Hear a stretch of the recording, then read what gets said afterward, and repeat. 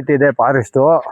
ಇಲ್ಲೆಲ್ಲ ಪ್ರತಿಯೊಂದು ನೋಡ್ರಿ, ಇದು ಫಾರೆಸ್ಟ್ ಒಳಗಡೆ ಏನಾನ ಆನೆ ತೊಂದರೆ ಆದರೆ ಅವುಗಳನ್ನ ನೋಡೋದಕ್ಕೆ ಮತ್ತು ಅದನ್ನೆಲ್ಲ ಏನು ಮಾಡ್ತಾ ಇರ್ಬೋದು ಅಂತ ವೀಕ್ಷಣೆ ಮಾಡೋದಕ್ಕೆ ಇಲ್ಲಿರೋಂಥ ಫಾರೆಸ್ಟ್ ಸಿಬ್ಬಂದಿ ವರ್ಗದವರು ಹೋಗ್ತಾರೆ. ಇಲ್ಲಿ ಪ್ರತಿ ರಾತ್ರಿ ಆಗಲೂ ಅವರು ಆನೆಗಳಿಗೋಸ್ಕರ ಸುತ್ತಮುತ್ತ ಹೋಗ್ತವೆ. ಅವ್ರೇನು ಮಾಡ್ತಾರೆ, ಅಲ್ಲಲ್ಲೇ ಅವರು ಫೈರಿಂಗ್ ಮಾಡಿಕೊಂಡು ಅದು ಆನೆಗಳು ಹಳ್ಳಿಗಳಿಗೆ ಬರಬಾರ್ದು ಅನ್ನೋ ರೀತಿಯಲ್ಲಿ ಅವರು ನೈಟು ಡೇ ಅದನ್ನು ಗಮನಿಸ್ತಾ ಇರ್ತಾರೆ. ಎಲ್ಲೆಲ್ಲಿ ವೈರ್ಲೆಸ್ ಮುಖಾಂತರ ಅದು ಆನೆ ಇಂಥ ಜಾಗದಲ್ಲೇ ಇದೆ ಅಂತ ನೋಡ್ರಿ. ಈ ಕಡೆ ಒಂದು ಹೋಗುವಂಥ ವೆಹಿಕಲ್ಲು, ಮತ್ತು ಈ ಕಡೆ ಇದಕ್ಕೆ ಹೋಗೋದು ಚೂಡೇನಹಳ್ಳಿಗೆ ಹೋಗೋ ರಸ್ತೆ.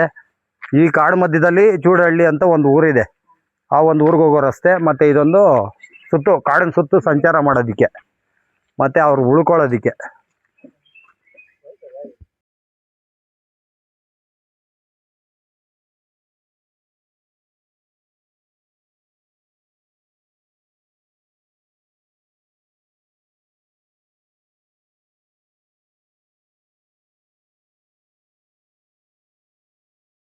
ಈಗ ನಮ್ಮ ಆನೇಕಲ್ ತಾಲೂಕು ಇಂಡ್ಲೋಡಿ ಗ್ರಾಮದಲ್ಲಿ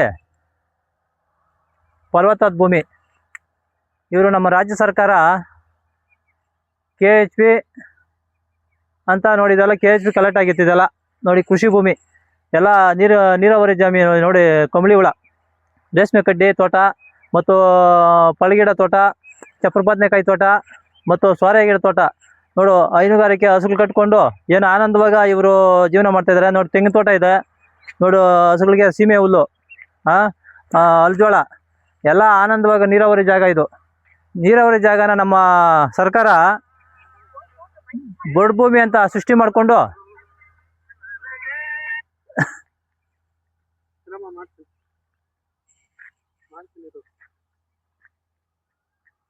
ಬೊಡ್ ಭೂಮಿ ಅಂತ ಇವರು ಸೃಷ್ಟಿ ಮಾಡಿಕೊಂಡು ಇವತ್ತು ಫಲವತ್ತಾದ ಭೂಮಿನ ಮತ್ತು ನೀರಾವರಿ ಜಾಗನ ರೈತರನ್ನ ಅವರು ಬದುಕು ಕಟ್ಕೊಂಡು ಆನಂದವಾಗಿ ಜೀವನ ಮಾಡ್ತಾ ಇರ್ತಾರೆ.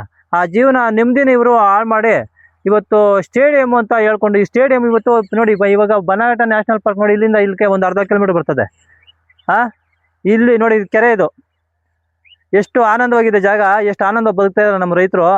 ಈ ರೈತನ ಬರಡು ಭೂಮಿ ಅಂತ ಸೃಷ್ಟಿ ಮಾಡ್ಕೊಂಡು ಇವತ್ತು ಸ್ಟೇಡಿಯಂ ಅಂತೆ KHP ಅಂತ ಇದು ಮಾಡಿಕೊಂಡು, ಅದು ಸ್ಟೇಡಿಯಂ ಅಂದಮೇಲೆ ಸ್ಟೇಡಿಯಮೇ ಒಂದು ಸಪ್ರೇಟ್ ಇದು ಮಾಡಬೇಕಾಯ್ತು, ಎಲ್ಲಿ ಬೇರೆ ಕಡೆ ಮಾಡಬೇಕಾಯ್ತು ನೋಡಿ. KHP ಸೂರ್ಯನಗರ ಅಂತ ಕುಳಿಸ್ಕೊಂಡು ಅವ್ರಿಗೆ ದಿಕ್ಕು ತಪ್ಪಿಸಿ ಸ್ಟೇಡಿಯಂ ಅಂದಮೇಲೆ ಕಮರ್ಷಿಯಲ್ ಥರ ಅವ್ರಿಗೆ ಒಂದು ಬೆನಿಫಿಟ್ ಕೊಡ್ಬೇಕು, ಅವ್ರಿಗೆ ಪರಿಹಾರ ಅದನ್ನು ತೋರಿಸ್ತೆ ಕಣ್ಣ ಮುಚ್ಚಾಲೆ ಆಡಿಸಿ KHPನ ಏನು 50-50 ಅನುದಾನ ಇದು ಮಾಡಿದ್ದಾರೆ ಅದರಂತಲೇ ಅವ್ರಿಗೆ ಹೇಳಿ ಅವ್ರಿಗೆ ಒಂದು ಸೃಷ್ಟಿ ಮಾಡ್ಕೊಂಡಿದ್ದಾರೆ.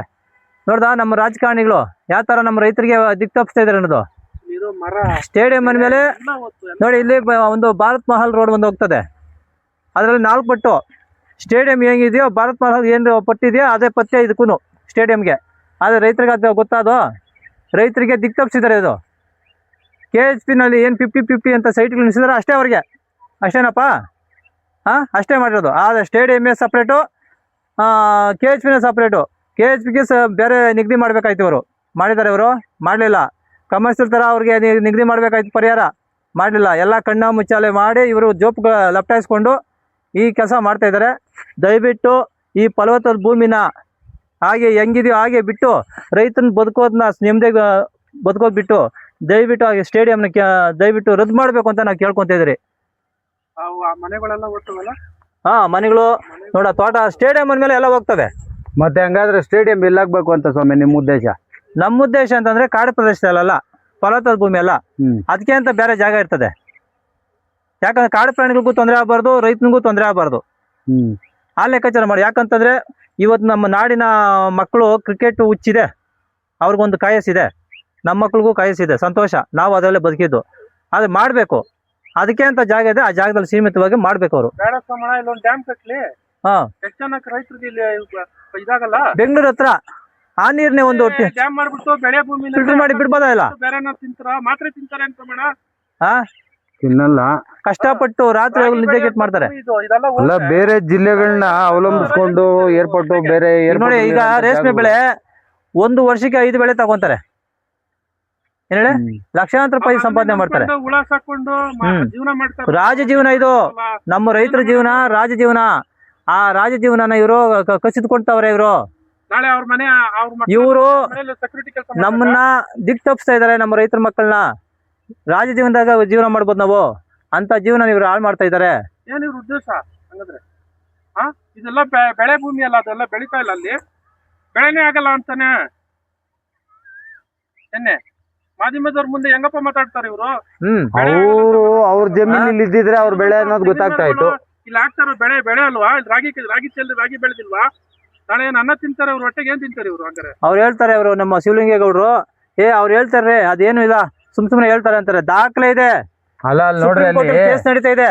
ಅಲ್ಲಿ ನೋಡ್ರಿ, ಅಲ್ಲಿ ನೀರಾವರಿ ಇರೋಂಥದ್ದು ಡ್ರಿಪ್ಸ್ ಪೈಪ್ ಹಾಕೊಂಡು ಅಲ್ಲಿ ನೀರು ಅಪ್ಲೈ ಮಾಡ್ಕೊಂಡು ಅವ್ರ ತೋಟಕ್ಕೆ ಏನ್ ಬೇಕೋ ಅದು ಸೌಕರ್ಯ ಮಾಡ್ಕೊಂತವ್ರೆ. ಹೌದು, ಸೌಕರ್ಯ ಮಾಡ್ಕೊಂತವ್ರೆ. ಅಲ್ಲಿಗೆ ಇಲ್ಲಿ ವ್ಯವಸಾಯ ಪದ್ಧತಿಗೆ ಸಂಬಂಧ ಪಡುವಂತ ಜಮೀನಲ್ಲ ಅನ್ನಂಗಿಲ್ಲ.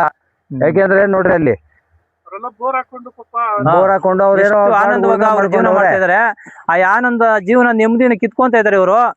ನಮ್ಗೇನ್ ಘಾಸಿ ಅನ್ಸಲ್ಲ ಸರ್ ಸಂಬ್ಳೆ, ನಮ್ಗೇನ್ ಈ ವ್ಯವಸಾಯ ತೋಟಗಾರಿಕೆ ನಮ್ಗೇನ್ ಘಾಸಿ ಅನ್ಸಲ್ಲ. ಇನ್ನಷ್ಟು ಮಾಡೋಣ ಅನ್ಸ್ತದೆ, ನಮ್ಗೆ ಬಹಳ ಆನಂದವಾಗಿ ಬದುಕಬೇಕು ಅನ್ಸ್ತದೆ. ಆ ಆನಂದ ಬದುಕನ್ನ ನೀವು ಕಿತ್ಕೊಂತ ಇದ್ದೀರಾ. ಜನರಿಗೆ ಇಲ್ಲದೆ ಇರ್ತಕ್ಕಂಥ ರೈತರ ಮಕ್ಕಳಿಗೆ ಆಸೆ ಹುಡ್ಸಿ ಅವ್ರು ದಿಕ್ತಪ್ಪಿಸ್ತಾ ಇದ್ದಾರ. ನಾನಾ ತರ ಬೇರೆ ಬೇರೆ ದೇಶದ ಜನಗಳನ್ನೆಲ್ಲ ತಂದುಕುಳಿಸಿ ಇಲ್ಲಿ ಗಲಾಟೆ ಮಾಡಿಸಿ ಸೌಂಡ್ ಇಕ್ಕಿ ಕಾಡು ಪ್ರಾಣಿಗಳಿಗೂ ವನ್ಯಜೀವಿಗಳಿಗೂ ತೊಂದರೆ ಕೊಟ್ಟು ನಮ್ಮ ರೈತರಿಗೂ ತೊಂದರೆ ಕೊಟ್ಟು ನೀವೇನೋ ಮಾಡ್ಬಿಡ್ತೀರಾ, ದುಡ್ಡು ತುಂಬ್ಕೊಂಡು ಹೊರಟ್ಬಿಡ್ತೀರಾ. ಆದ್ರೆ ನಿಮ್ಮ ಹತ್ರ ಅಧಿಕಾರ ಕಷ್ಟ ಅನುಭವಿಸೋ ನಾವು ಇದೀವಿ, ನಾವು ಪದವಿ ಇದೀವಿ ಅಂತ ಅಹಂಕಾರದಲ್ಲಿ ಇವೆಲ್ಲ ಮಾಡ್ತಿರಲ್ಲ. ಜನ ನಿಮ್ಮನ್ನ ಆರಿಸಿ ಕಳ್ಸಿರೋದು. ಜನದಿಂದ ನೀವು ನಿಮ್ಮಿಂದ ಜನ ಅಲ್ಲ. ನಿಮ್ಮನ್ನ ನಾಳೆ ಇದೇ ಜನ ನಿಮ್ಗೆ ಓಟ್ ಹಾಕ್ತಾರ? ಅಲ್ಲ, ಇಡೀ ಕರ್ನಾಟಕದಲ್ಲಿ ರೈತರ ಪರವಾಗಿ ಏನ್ ನಡೀತಾ ಇದೆ ಅಂತ ಅವ್ರಿಗೆ ಮಾಧ್ಯಮದ ಮುಖಾಂತರ ಗೊತ್ತಾಗ್ತಾ ಇದೆ, ಸೋಷಿಯಲ್ ಮೀಡಿಯಾಗಳಲ್ಲಿ ಗೊತ್ತಾಗ್ತಾ ಇದೆ. ರೈತರ ಬಗ್ಗೆ ಕೋಲಾರದಲ್ಲಿ ಮತ್ತೆ ಇಲ್ಲಿ ಬಿಡದಿಯಲ್ಲಿ ಎಲ್ಲ ಆಗ್ತಾ ಇರೋ ವಿಚಾರಗಳು ಅವ್ರ ಗಮನಕ್ಕೆ ಬರ್ತಾ ಇದೆ. ಆದ್ರೆ ಲಕ್ಷಾಯಿಸ್ಕೊಂಡು ನಿಮ್ ಬೆಳೆ ಬೇಯಿಸ್ಕೊಳಕ್ಕೆ ಇಲ್ಲಿ ರೈತರನ್ನ ಒಬ್ಬೆಲ್ಸಿಸ್ತೀರ. ಒಟ್ಟಿನಲ್ಲಿ ಇದು ರೈತರ ವಿಚಾರದಲ್ಲಿ ಯಾವುದೇ ಕಾರಣಕ್ಕೂ ಸರ್ಕಾರ ಕಡು ನಿರ್ಧಾರಗಳು ತಗೋಬಾರ್ದು ಅಂತ ಹೇಳಿ ನಮ್ಮ ಮಾತು ನೆಕ್ಸ್ಟ್ ಪೇಜಲ್ಲಿ ಮಾಡ್ತೀವಿ. ಅಲ್ಲಿ ಯಾವ್ದೋ ಗೋಮಾಳ ಜಮೀನು ಒಂದು ಅಷ್ಟು ಐತೆ, ಲಪ್ಟಾಯಿಸ್ಕೊಂಡ್ಬಿಟ್ಟಿದೀವಿ. ಅದನ್ನ ನೀವು ರಿಯಲ್ ಎಸ್ಟೇಟ್ ಮಾಡ್ಬೋದು ಮುಂದಿನ ದಿನಗಳಲ್ಲಿ. ಇಲ್ಲಿ ನಿಮ್ದು ರೆಸ್ಟೋರೆಂಟ್ಗಳು ಮಾಡ್ಕೊಂಡ್ಬಂದು ಬೆಳೆ ಬೇಯಿಸ್ಕೊಳಕ್ಕೆ ನೀವು ರೈತರನ್ನ ಇಲ್ಲಿ ಇದ್ ಮಾಡ್ತೀರಾ.